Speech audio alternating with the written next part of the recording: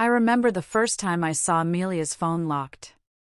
After 7 years of marriage, almost a decade together, that tiny 6-digit barrier felt like a wall. We'd met back in college, at some god-awful house party in Providence, Rhode Island. She was the only person in the corner actually reading a book, not doing keg stands, and I was instantly hooked. Her phone, like our lives, had always been open. Like our conversations. And then, one ordinary Tuesday, it wasn't. When I asked her about it, she got defensive. Immediately. Said I was paranoid, controlling, that she deserved privacy, that married people don't have to share everything. I backed off, because I didn't want to be that husband, the suspicious, jealous type who checks phones like a prison warden. But it bothered me. More than I wanted to admit.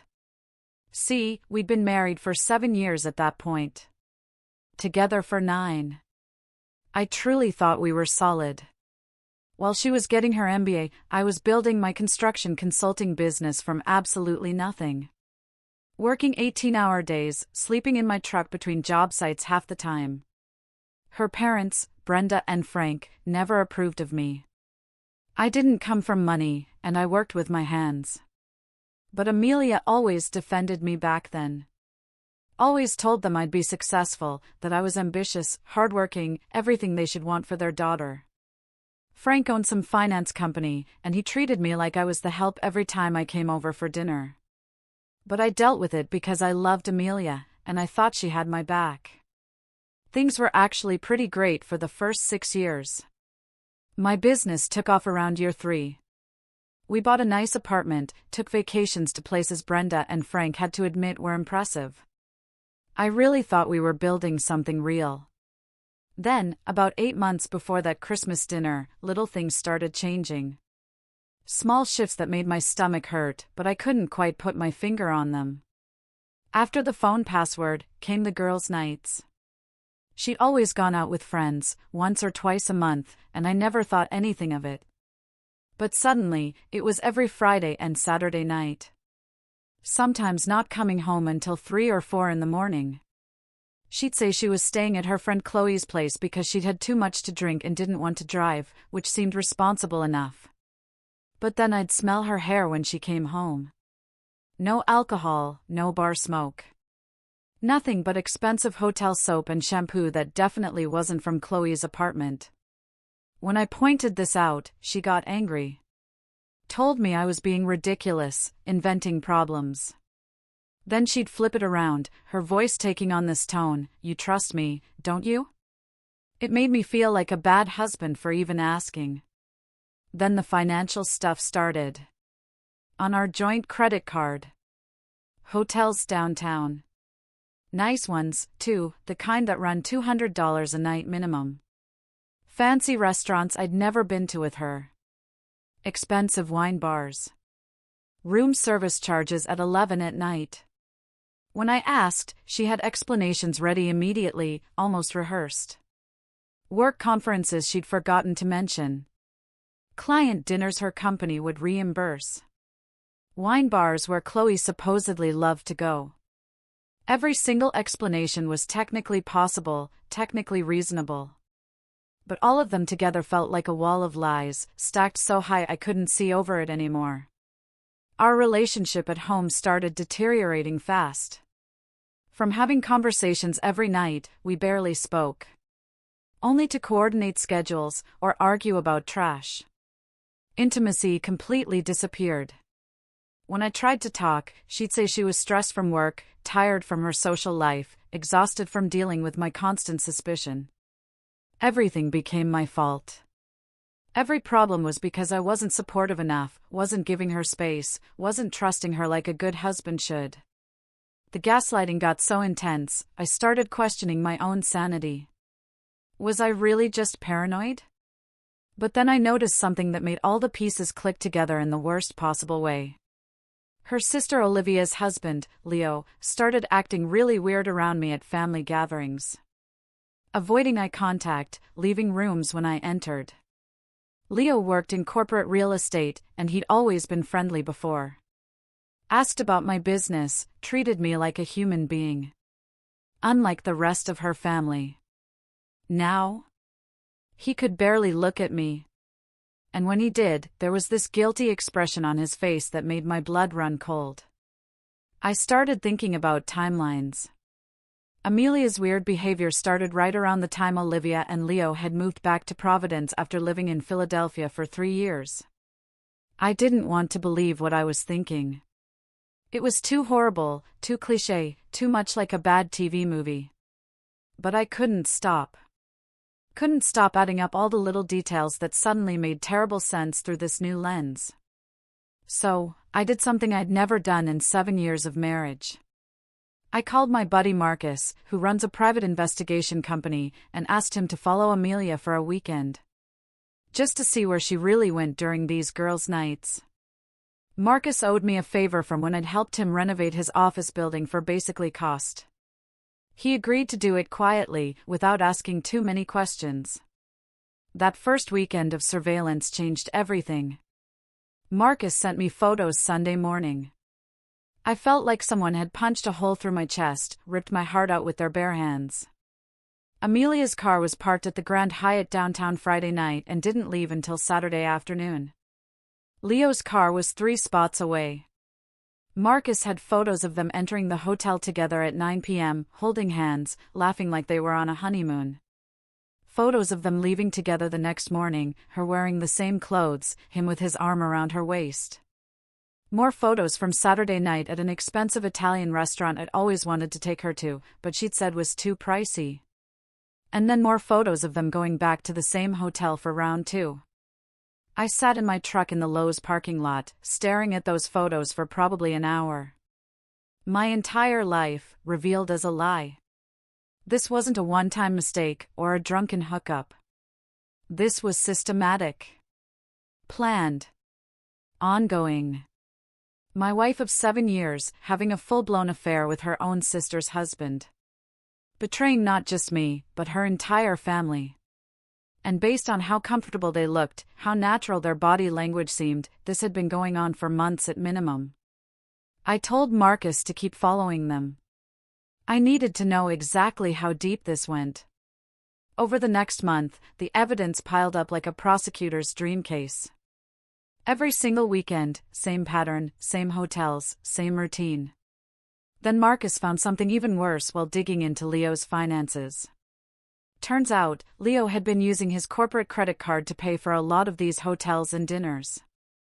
Essentially embezzling from his company to fund his affair with my wife. $12,000 over 8 months. All documented, all traceable, all completely illegal. This idiot had created a paper trail of his own crimes while destroying 2 marriages. The final piece fell into place when Marcus managed to access Amelia's Gmail account through some technical method he wouldn't explain. Those emails were like reading a script for the worst movie ever made. Full of intimate details I never wanted to know, future plans that made me physically sick. They'd been talking about leaving their spouses for months, making detailed plans about how to start their new life together. Discussing the best time to drop the bomb on everyone. And then I found the email that made me realize this Christmas dinner ambush was fully premeditated. They decided the perfect moment to announce everything would be at the family Christmas gathering. They wanted to tell everyone at once, present themselves as this brave couple who'd found true love despite the messy circumstances. Amelia wanted to serve me divorce papers in front of her family. To humiliate me, to make me look like the bad guy. She wanted her moment of triumph, her big dramatic scene where she got to be the hero, while I played the discarded loser husband. What she didn't know is that I'd spent the last month preparing my own surprise. Working with lawyers, accountants, investigators. Building a case so airtight, no one could wiggle out of the consequences. I'd transferred our apartment into a trust with very careful legal work. Moved assets around in ways that were completely legitimate, but protected everything I'd built. I'd created separate folders of evidence for every person who needed to see it, including Olivia, Brenda and Frank, Leo's boss, and eventually the police. I'd even moved her belongings to a storage unit the week before Christmas, and had a locksmith scheduled to change the locks that morning while we were at her parents' house. I was going to let her have her Christmas dinner ambush. Let her feel like she'd won for exactly as long as it took her to open my gift. So, on Christmas Day, I sat at Brenda and Frank's dining table. My soon-to-be ex-wife, Amelia, slid divorce papers across the mahogany surface. Her parents actually stood up and started clapping. Like I'd just been voted off a reality show. Brenda said, finally, with this huge smile on her face. Frank patted Amelia on the shoulder like she'd just won Employee of the Month. Amelia had this smirk, a satisfied little grin that said she'd been planning this moment for months, waiting for the perfect time to humiliate me. But then I slid my gift across the table. A small, wrapped box I'd prepared very carefully. I told her to open it before she got too excited about her little performance. She rolled her eyes, still smirking, still confident. She tore off the wrapping paper with these dramatic flourishes, like she was doing me some kind of favor. The moment she opened that box and saw what was inside, her face went from smug satisfaction to absolute horror in about 2 seconds flat. The color drained from her cheeks. Her hands started shaking. And suddenly, nobody was clapping anymore. The box contained something simple, but devastating, a USB drive and a small stack of printed photos showing her and Leo in various hotels over the past 2 months. Along with a note that just said, "Open the drive on your laptop. Everyone deserves to see what you've been doing." She tried to shove everything back in quickly, but her hands were shaking too badly. Some of the photos spilled onto the table where Olivia could see them. Olivia picked up one, showing Leo and Amelia kissing outside an embassy suite's entrance. And the sound that came out of Olivia's mouth was something between a scream and a gasp. Everyone at the table froze. Brenda and Frank looked confused at first. Then Frank grabbed the USB drive and said, "What the hell is this?" in that commanding voice he usually reserved for firing employees. I stood up slowly and told everyone that before we discussed divorce, maybe they should all know exactly why their daughter wanted to end our marriage so badly. Amelia started, "Don't you dare," but her voice cracked. She didn't sound confident anymore, just desperate and scared. I explained, very calmly, that for the past 8 months, she'd been having an affair with Leo. That they'd been using our joint credit card to fund their hotel weekends. And that Leo had also been embezzling from his company to pay for additional expenses. Olivia stood up so fast her chair fell backward. She started screaming at Leo, asking if this was true, calling him every name I'd been thinking for a month, but had been too numb to say. Leo tried to deny it, but his face was bright red. He couldn't make eye contact, just stammered about how it wasn't what it looked like. Brenda grabbed the USB drive from Frank. She wanted proof. I told her to go ahead, plug it into any computer. Everything was organized into folders by date and location, complete with hotel receipts, credit card statements, and email exchanges planning their entire future. Frank actually plugged it into his laptop right there. I watched his face change as he scrolled through months of documented evidence that his daughter had been systematically destroying 2 marriages while stealing money. He kept saying, "Jesus Christ," quieter each time, like he was running out of air. The emails were probably the worst part. They weren't just about logistics. They were full of intimate details and future plans that made it clear this wasn't some casual fling. Amelia and Leo had been discussing leaving their spouses since month 3 of their affair. Talking about getting an apartment together, planning trips to Europe, even joking about how relieved they'd be to escape their boring marriages. There was one email where Amelia called me a project that never quite worked out, saying she'd only stayed with me because I'd finally started making decent money and her parents had stopped pressuring her. Reading that had felt like being stabbed when Marcus first showed it to me. But watching her parents read it now, sitting 3 feet away, felt like vindication. Brenda started crying, asking how Amelia could do this to her sister, to her family. Amelia just sat there, head in her hands, not answering. Leo tried to leave, but Olivia blocked the door. She told him if he walked out, she'd call the police herself and report the embezzlement. Which was technically my plan anyway, but I appreciated her initiative. Frank closed his laptop. He asked me how long I'd known. I told him about the month of investigation, the private detective, the financial audits. He looked at me with something I'd never seen from him before, something that might have been respect. He said he was sorry his daughter had put me through this nightmare. But I wasn't done. The divorce papers she'd served were only one part of her plan, and I wanted everyone to understand the full scope of what she'd been attempting. I pulled out my own folder from my jacket. I explained that over the past month, I'd been working with lawyers to protect everything I'd built. That our apartment was now in a trust she couldn't touch.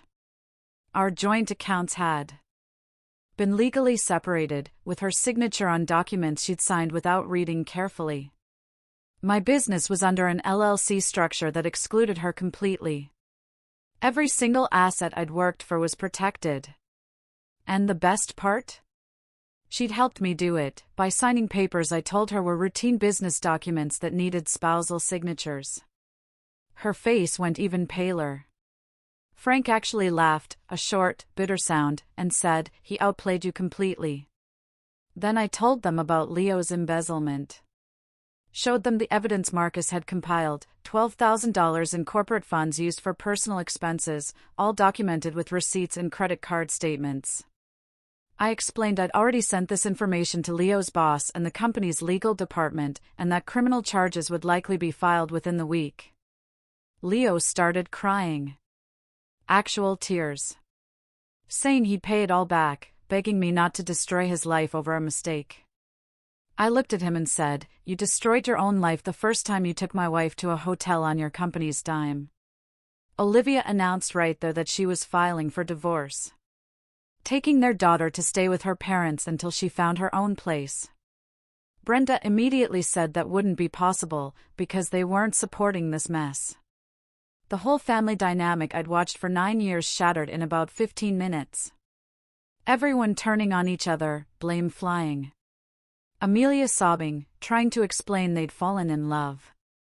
Frank shut that down immediately. "You could have helped yourself by getting divorced before you started sleeping with your sister's husband," he said, in a cold voice I'd never heard him use with his daughters. I grabbed my coat.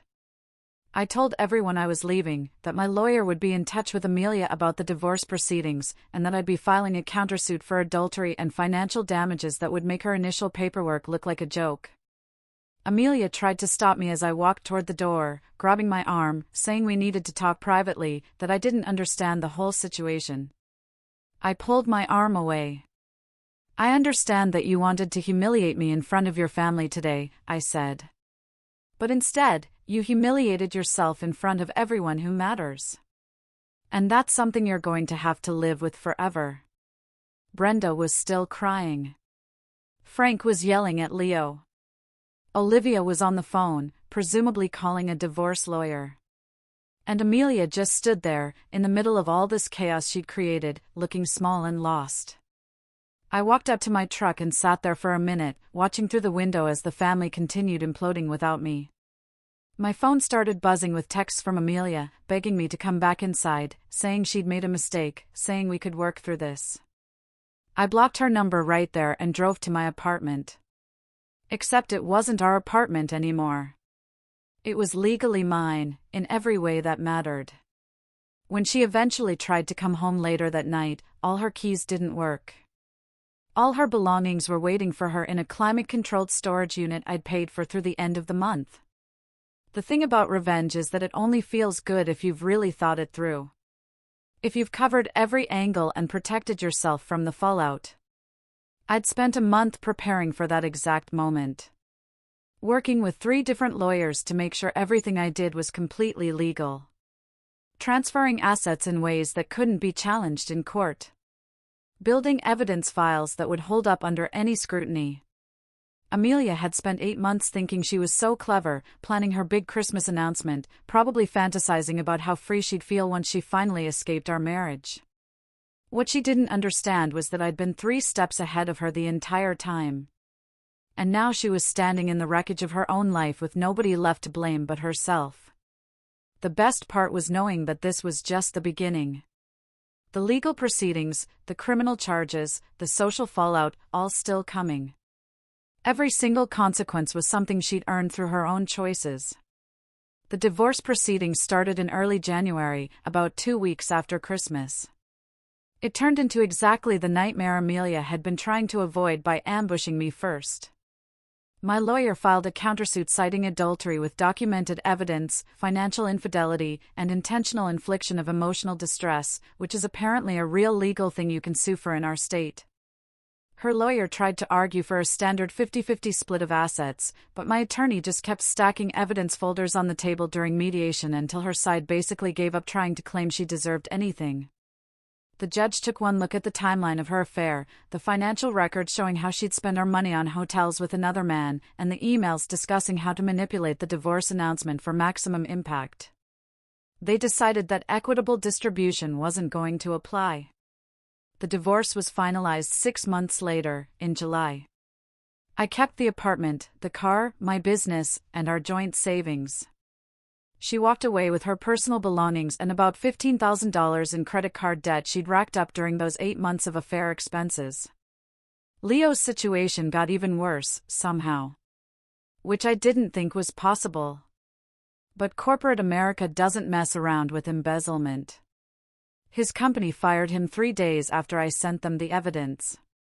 Then they immediately filed criminal charges for theft of corporate funds and fraud. The investigation expanded once their forensic accountants got involved. They found he'd actually stolen closer to $18,000, not the $12,000 I'd documented. He tried to pay it all back by liquidating his retirement accounts and taking loans from family members, but the company prosecuted anyway. They wanted to make an example out of him. He ended up pleading guilty to avoid trial and got sentenced to 14 months in county jail, plus 5 years probation and full restitution including interest and the company's legal fees. Olivia divorced him while he was awaiting sentencing and got primary custody of their daughter, plus child support that would start the moment he got out of jail, assuming he could find any job willing to hire a convicted embezzler.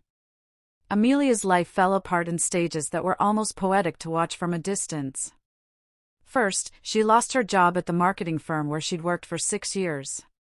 Not officially fired, but the scandal made her radioactive. They encouraged her to resign before clients started requesting different account managers. Then she lost her friend group, because apparently nobody wants to stay close with someone who had an affair with her own brother-in-law and blew up 2 families simultaneously. Her social media went from constant posts about brunches and girls' trips to completely silent, because every photo she'd posted for the past year was basically evidence of lies.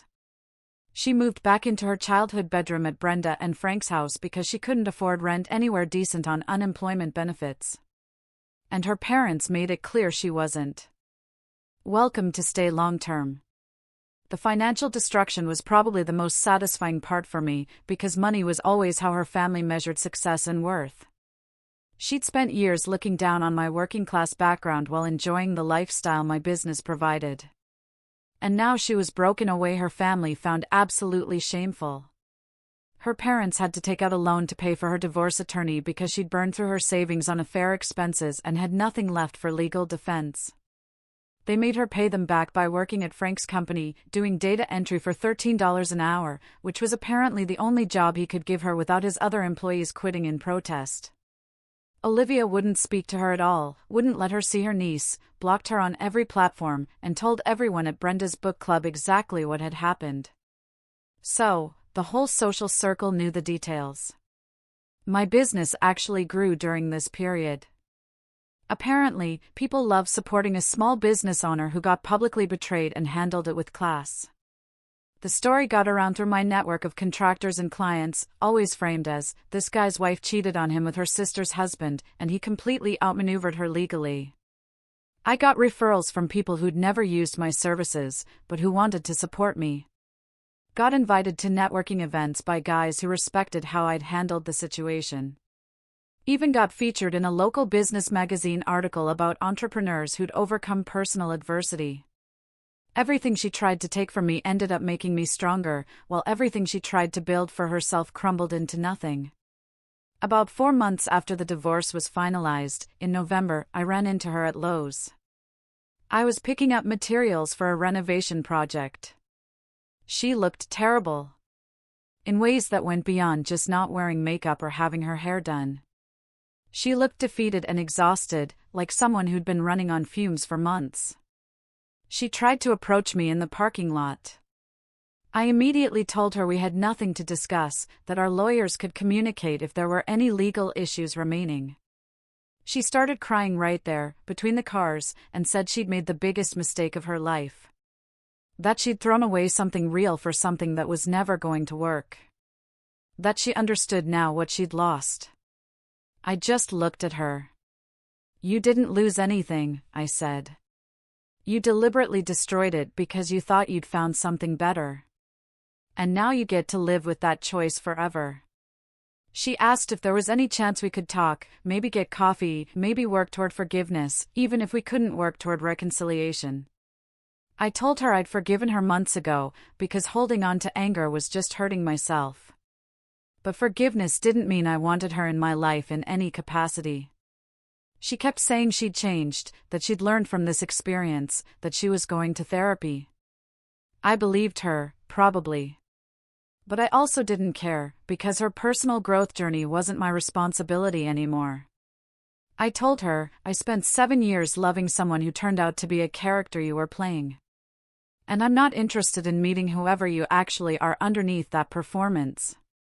Then I got in my truck and drove away while she stood there crying in the parking lot. The last I heard, through mutual acquaintances, was that she'd moved to Hartford, Connecticut, about 2 hours away, to escape the social fallout and start over somewhere nobody knew her story. She got a job doing customer service for an insurance company, making about $40,000 a year, which was half what she'd been making before and a quarter of our combined household income. She was dating someone new, apparently, some guy she'd met through a dating app who didn't know about her past. And I genuinely hoped it worked out for her, because I wasn't the kind of person who wanted her to suffer forever. I just wanted her to suffer enough to understand what she'd done. To really feel the consequences of betraying everyone who trusted her. Leo got out of jail after 11 months on good behavior. He moved in with his parents because Olivia had sold their house and taken her half of the proceeds. He was working at a warehouse doing inventory management for $15 an hour because his felony conviction made it impossible to get hired in corporate real estate again. He was paying child support and restitution, and still owed his parents money for the initial payback to his company. Basically, his entire paycheck disappeared before he saw any of it. Olivia had remarried about 18 months after their divorce, to a guy from her gym who apparently treated her daughter like his own and actually showed up for family events. And I was genuinely happy for her, because she'd been an innocent victim in all this, just like me. Brenda and Frank never apologized to me directly, but Frank did send me a formal letter about 6 months after everything imploded. He said he'd misjudged my character and that I'd handled an impossible situation with more grace and intelligence than he'd given me credit for. He didn't ask for forgiveness or try to maintain a relationship, just acknowledged that he'd been wrong about me and that his daughter had destroyed something valuable through her own selfishness. I appreciated the letter, even though it didn't change anything. Having that validation from someone who'd looked down on me for years felt like closing a circle. The whole experience taught me that revenge doesn't have to be loud or dramatic to be effective. It just has to be thorough, and legal, and perfectly timed.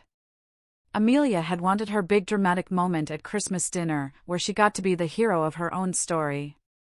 And I'd let her have exactly that moment, right up until I turned it into her worst nightmare. She'd wanted to humiliate me. Instead, she'd humiliated herself so completely that years later, people still talked about it as a cautionary tale.